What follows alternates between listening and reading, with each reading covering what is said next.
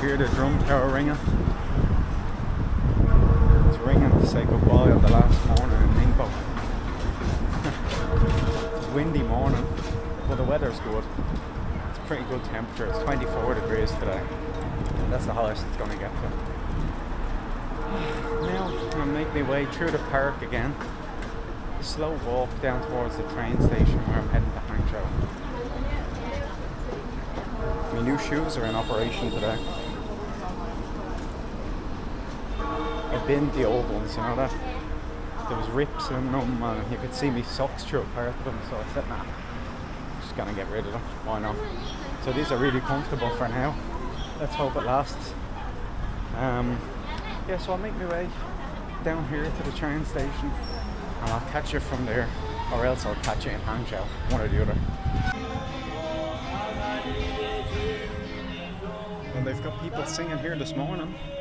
Very lively, lots of old couples just sitting down singing, reading off songbooks. And people practicing their instruments too. Arrived in Hangzhou. Great train journey, believe it or not. No people playing music, nothing like that, all quiet. Now I was moved seat. I was at the end of a three-seater part. But when I got there was someone in my seat, but it was a family, so it was the husband, wife and the child. So I said, look, I'll just sit over on the end of the two-seater, so it was fine. Oh, someone dropped their ice cream. Yeah, so I had to get off the subway one stop early, just because I was a little bit early to check in, and it was crowded, it was getting worse. So I said, you know what, I'll just get over this stop and walk a little bit. And this weather is perfect. It's 23 degrees here, cloudy, very light wind. Yeah, this is what I want. So I'm going to check in a few minutes. I'll catch you after I do that. I might show you the place if there's not too many people. I actually stopped off. I got a mint milk tea. It's so refreshing. It's like drinking toothpaste in the nicest possible way. I had no idea what Hangzhou was going to be like. I know it's close to Shanghai, so I know it's going to be popular and busy, but my god, it's super modern here. Like really, really modern. I'm still a bit early to check in, so I'm just walking around drinking my milk tea. I should tell you a secret though. When I was at the train station about to leave Ningbo, I had McDonald's. Now wait, before you get too angry, I didn't have any food, I just got coffee. It's the only place that they had in the train station that had coffee, or KFC, so it was all the same. So that's my dirty secret. Honestly man, this place is just hopping. Like there's the street that leads to my hostel. My hostel's on the 5th floor of a shopping mall, so it's a big modern one. But like the street leading up to it is just full of food, like everywhere, crowded with people trying to get street food, so it gives you some good options. And now all along here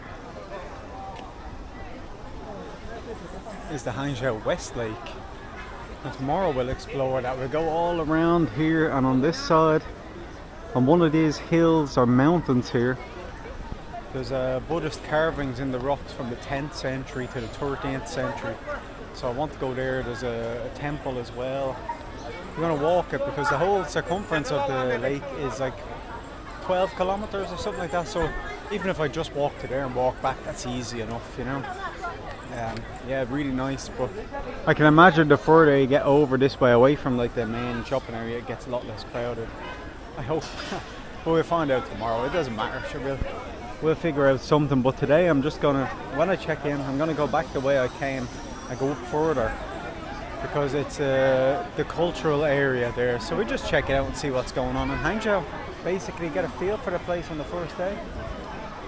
This place is just full of markets. Honestly, this is, they go all the way down this street as far as you can see, and all the way down this street. Can't see where they end. It's crazy, but it's really nice atmosphere. Everyone's buzzing, you know. So yeah, really great first impressions, I have to say. A lot to do here. Well, we're all checked in and we're back out and about. Gonna head towards the Westlake cultural area. Don't know what it's like. It was the stop before I actually got off, so it'll probably take about 20 minutes to get there, but sure, I don't mind. It's nice to explore. So many of these like small stalls around they do for all different companies. Like even Starbucks have little ones that are not like what you call it. Sorry, it's a maneuver me way around here. Yeah, Starbucks even have them, so it's not just small companies having little stalls. Starbucks have like an old converted trailer, which is interesting. Weird for Starbucks, but yeah. So the lake is all over this direction, so that'll be tomorrow's plan. Chaos, chaos. Yeah, there's something I'm interested in trying though. There's a dish called something like dongo po pork, which is exclusive to, well, not exclusive, but popular in Hangzhou. And it was named after a poet that used to cook it, because the poet was banished from where he was from because the royalty were offended by his poems, so he was exiled to Hangzhou. So yeah, they named the pork dish after him.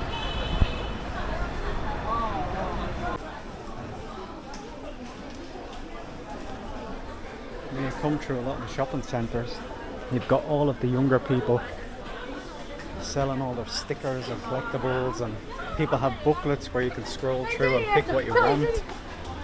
It's quite incredible, really. And they've all the cosplay shops here, more stickers, more collectibles. This, I can't remember the name of that movie, but I know it's one of the biggest grossing movies of all time now because of its success in China. So yeah, there's just all young people everywhere, either cosplaying, as you can see here coming up on the right, people selling stuff. It's kind of like a market, but not a market, if you know what I mean. It's like they're unofficially selling stuff. It's like that someone just sits down, opens up whatever they've collected and says, look, anyone wants to buy this or maybe swap, go for it. Because I've seen a few of them swapping as well, so it's pretty cool. Like I kind of like that, you know. But this place is all just anime, comics, everything like that, which is very cool to walk around. They've even got a Pokemon shop. Poke. Just poke. Let's take a little walk onto Women's Street. I don't know what's so special about Women's Street. Is it only for women? Can I walk down here? I don't even know. Or maybe it's just a bad translation, which is extremely possible. Oh, the durian. So many fruit and vegetable shops in China. So many. So the entrance to Women's Street is a bit, well, it kind of sets the bar very high, because the rest of the street just looks like a normal street except for this artwork over here. But this looks like a normal street. Bit underwhelming. On the way here I found a place called Wulin Square. Lovely flowers and all in front of it, in front of the main street going down towards where I'm staying. And looks like there's a market on. What a shock. So let's have a little walk around it before I head over to the Westlake Cultural Lake, or whatever it's called, Cultural Street. Of course the Cultural Street probably means it's going to be very touristy, but we're going to have a look anyway for ourselves. It looks like it's going to rain, but forecast said no rain. Apple forecast said that. So let's see if it's true for once. Everyone's selling all their little crafts, crystals. No food actually.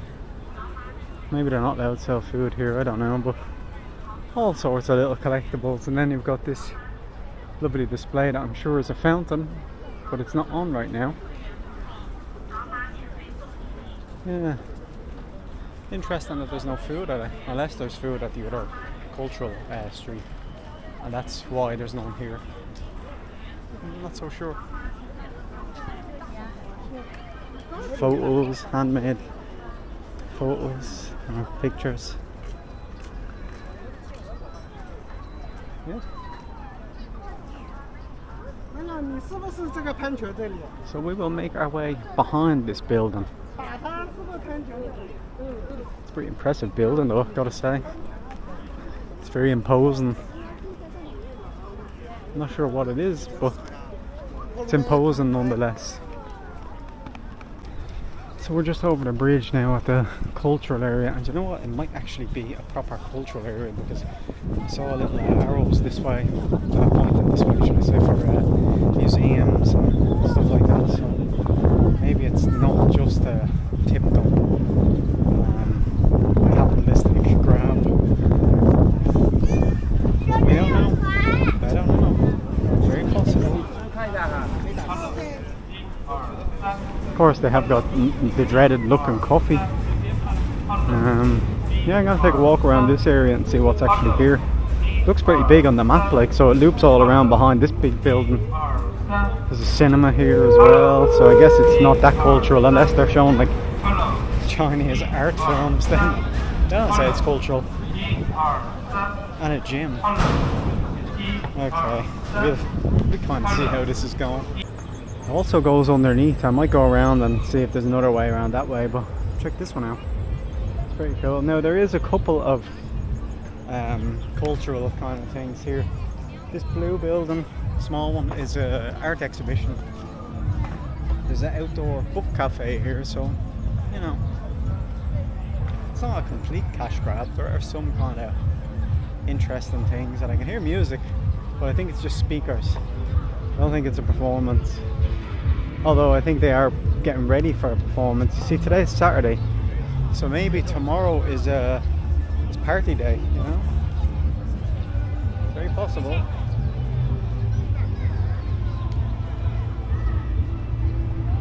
Yeah, so this is the Science and Technology Museum. This should be the Science and Technology Museum. This looks more techy. Any hopes of it being more cultural have been dashed now. We got Pizza Hut and McDonald's.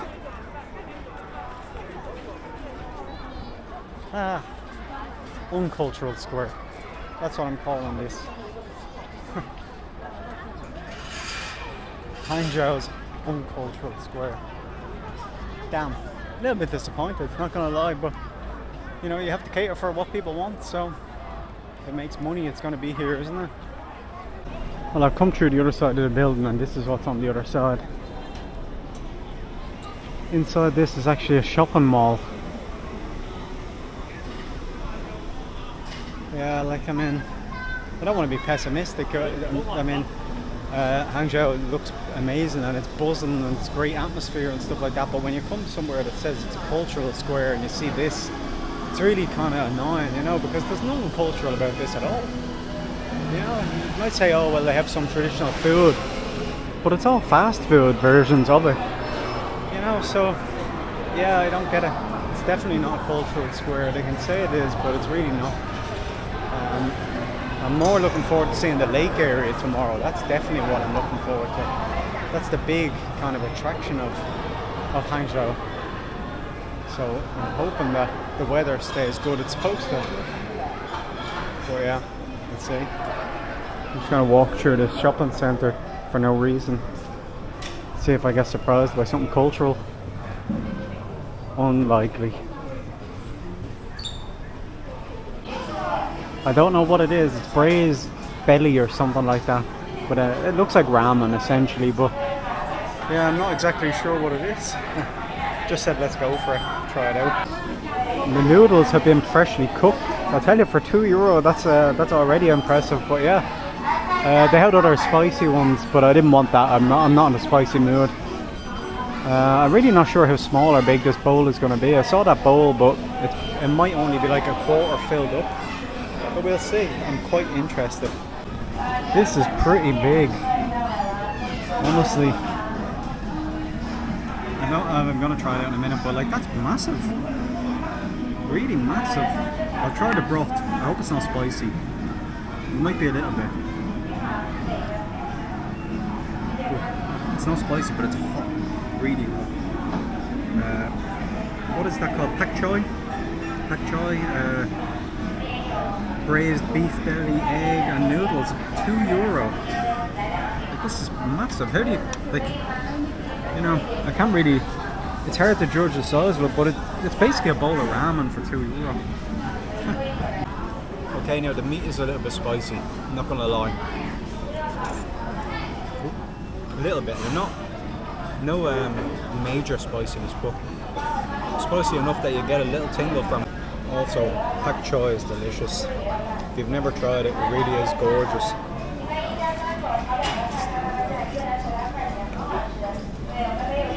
Oh, it's very hot. Yeah, really good. I can't believe €2. Like, that's absolutely, it's madness.